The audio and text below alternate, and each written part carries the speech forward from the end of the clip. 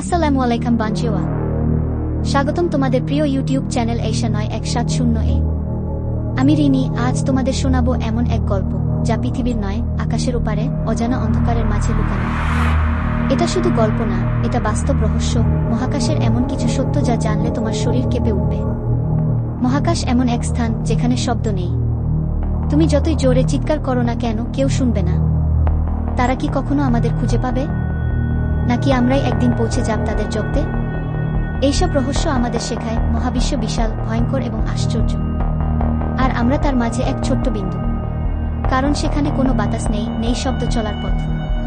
এই নিস্তব্ধতা যেন এক ভয়ঙ্কর শূন্যতা, যেখানে একমাত্র সঙ্গী হলো অজানা আতঙ্ক। চাঁদের মাটির নিচে জমে আছে বরফের মতো পানি।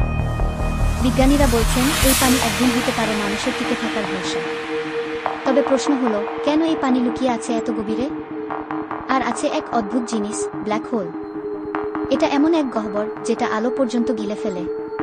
তুমি যদি এর ভেতরে ঢুকে পড়ো, সময় তোমার জন্য থেমে যাবে, আর পৃথিবীর ঘড়িতে চলে যাবে 1000 বছর।